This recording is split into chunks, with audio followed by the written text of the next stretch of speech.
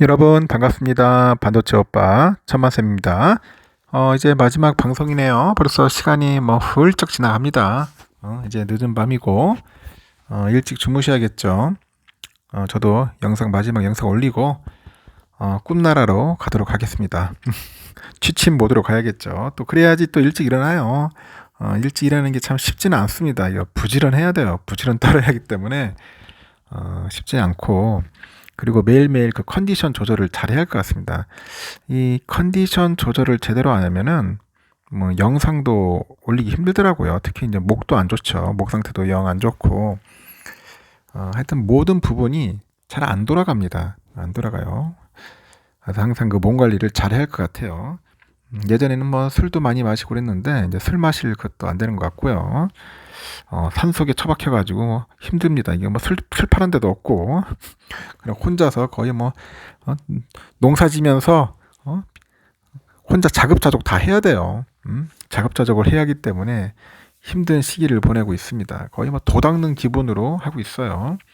그러다 보니 집중이 잘 되는 거죠. 집중이 잘 됩니다. 일도 해야 하고, 이제 말 그대로 투자도 잘 해야겠죠. 투자도 하는데 삼성전자도 열심히 보고 있고, 삼성전자 이외의 것도 보고 있어요. 제가 좋아하는 종목 섹터 있으면 그쪽도 열심히 보고 있고, 그리고 ETF도 기회 되면은 한 주라도 악착같이 보고 있습니다. 여러분도 ETF 잘 모으세요. 특히 그 연금 계좌, ISA 계좌, IRP 계좌 있으면은 연금 계좌 같은데 잘 활용을 해가지고 세액 공제도 받고, 직장인분들 특히 세액 공제 받아가지고 나중에 먼 훗날에 연금으로서 활용하면은 상당히 좋을 것 같습니다. 전 회장은 젊었을 때 그걸 놓쳤어요. 몰랐기 때문에 나이 먹어서 상당히 고생을 하고 있는 겁니다. 젊었을 때는 열심히 하시면 좋습니다. 젊을 때 누가 이거 알려준 사람도 없고, 금융에 대한 지식도 없었죠. 그냥 일반적으로 다들 공부한다고 하면은 국영수 위주로 공부했을 겁니다. 요즘은 그 국영수 그런 게 암기 과목이 중요한 게 아니고 이 금융 공부가 중요한 것 같아요. 금융 지식을 좀 써야 할 것 같아요. 근데 우리나라 교육이 좀 이상하게 흘러가요. 보면은 좀 의사들 때문에 난리지 않습니까? 왜 다들 학생들이 왜 의사만 하려고 하는지, 이거 참 그것도 문제예요. 지금 보면은 의사 공화국이 되려는 것도 아니고, 나라를 먹여 살리려면은 이제 공학 기술자들이 나와야 돼요. 과학자들이 많이 나와야 하는데 의사들만 바글바글 넘치려고 하려고 하니까 이게 참 문제인 겁니다. 똑똑한 인재들이 공학 쪽으로 나와가지고 뛰어난 기술자, 과학자 이런 사람들이 많이 돼야겠죠. 그래야지 나라 먹여 살리는 거죠. 의사들은 말 그대로 사람의 생명은 구할 수 있어도 나라의 생명 구하기는 좀 그렇습니다. 하여튼 잘 해결됐으면 좋겠어요. 지금 의사 문제도 그렇고 여러 가지 정치적인 그런 것들이 껴있다 보니까 저도 말하기가 좀 조심스러운데 아주 명쾌한 해법으로 잘 해결됐으면 좋겠네요. 일단은 이번 주에 우리 증시는 정부의 기업 밸류업 프로그램 그 발표로 뭔가 가치주가 이제 주목받지 않겠나 봅니다. 가치주가 주목을 받을 것 같다. 그래서 이 가치주가 이제 주목받는 상황에서 이제 종목별로 이 차별화 장세가 펼쳐지지 않겠나 봅니다. 차별화 장세가 나타나지 않겠냐 보는데, 증권업계에서도 그래요. 지금 K밸류업이죠. K밸류업 정책에 대한 많은 예상들이 언급되고 있어요. 그만큼 실제 발표되는 정책이 기대치를 상회하기는 쉽지 않아서 AI 등 성장주로 쏠릴 가능성이 있다고 이제 분석들을 하고 있고, 정책 발표 후에 저 PBR 주식들에 대한 단기 차익 실현 매물이 출회될 수 있어서 종목별 차별화 장세에 대응할 필요가 있다. 그런 얘기입니다. 종목별 차별화 장세에 대응할 필요가 있다. 한국거래소에 보니까 지난주 코스피는 전주 대비했을 때 포인트 0.71포인트 상승해서 2667.70의 거래를 마쳤습니다. 밸류업 프로그램 세부사항 발표를 앞두고 이에 대해서 기대감으로 주가 상승세가 지속이 됐고, 특히 상사, 증권 등 그 기존에 관심이 높았던 업종 외에도 유틸리티의 주가 강세가 이제 두드러진 거예요. 이 기간에 유가증권 시장에서 외국인하고 이제 기관애들이 각각 9,741억, 2,506억 정도 순매수를 했죠. 그런 반면에 개미들은 한 1조 3,100억 정도 순매도를 했습니다. 그래서 이번 주 코스피 예상 범위는 2,600에서 한 2,720선 정도 보는 것 같아요. 정부의 기업 밸류업 프로그램과 2월의 그 수출 지표, 미국의 4분기 GDP, 그리고 개인 소비 지출 PCE 등 주요 지표가 발표될 예정이 있다고 합니다. 오는 26일 정부의 기업 밸류업 프로그램 세부안이 발표될 예정이지만 이 PBR과 같은 지표 개선과 이를 독려하기 위한 주가지수 개발, 기업의 배당세 공제 제도 등 이미 정책에 대한 많은 예상들이 언급되고 있는 상황이죠.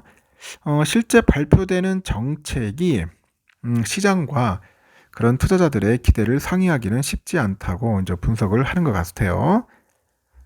그리고 28일, 29일간 이틀간 이 자동차하고 은행 그런 기업들의 배당 기준일이 예정돼 있어요. 그래서 저 PBR 주식들에 대한 단기 차익 실현 매물들이 출회될 수 있죠.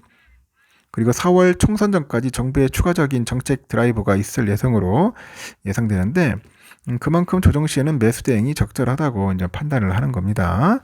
엔비디아가 시장 예상치를 크게 상회하는 4분기 실적을 이제 발표하면서 AI 성장 기대감을 높이고 있고 2월에 한국 수출은 반도체 중심으로 뭔가 양호한 흐름을 보일 것으로 기대가 되는데 1분기 실적에 대한 긍정적인 기대감을 높이는 요인이라고 이제 강조를 하죠. 한편 26일 발표되는 기업 밸류업 프로그램은 정부의 정책 강도를 눈여겨봐야 한다는 분석도 있습니다. 주식시장 스타일과 업종 수익률에 중요한 변수는 밸류업 프로그램의 정책 강도라고 합니다. 그래서 세부안을 확인해야 하는데 주주가치 제고를 위해서 그 중심은 그 ROE 같아요. ROE로 바뀔 것이다. 그렇게 예상을 한답니다.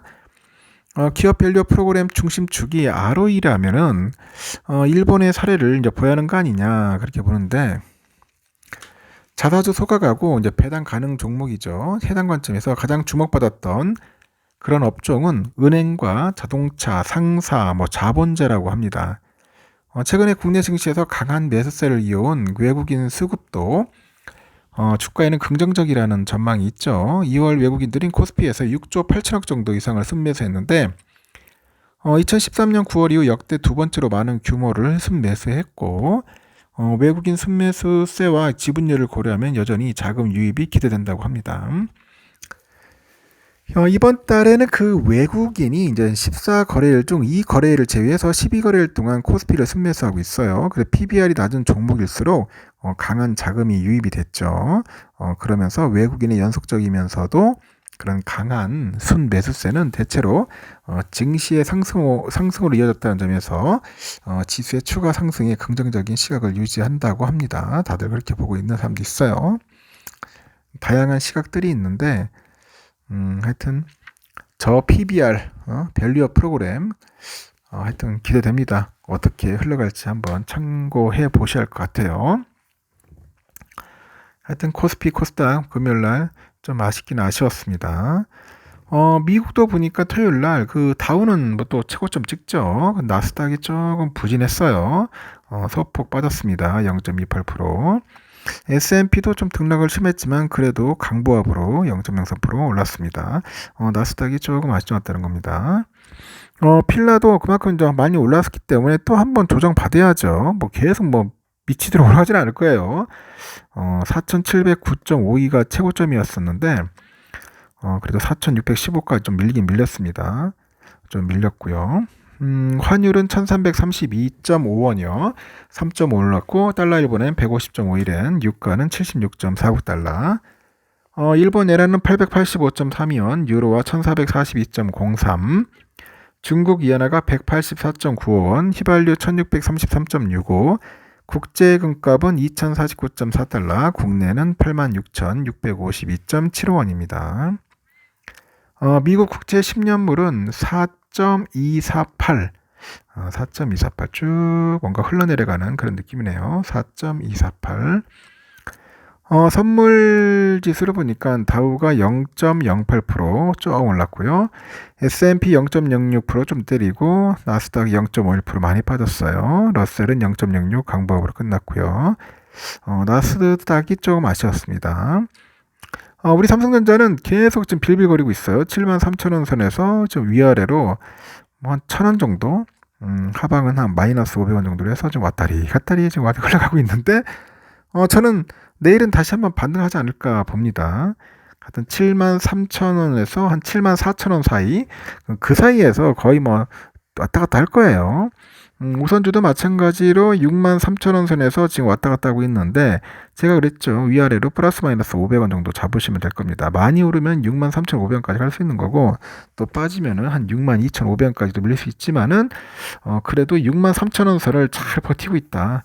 그렇게 보시면 될 것 같아요. 만약에 호재 떴다 하면은 그냥 64,000원 뚫고 가는 겁니다. 우선주. 저의 내피셜입니다. 일단 여기까지 하겠습니다, 여러분. 너무 뭐 주가에 대해서 예측하기는 좀 그렇고, 그냥 기회 되면은 꾸준히 모아야겠다. 그 생각만 들어오는 것 같네요. 밤이 깊어 갑니다. 날은 춥고 하니까 감기 조심하시고, 내일 새벽 6시에 뵙도록 해요. 여러분 굿나잇.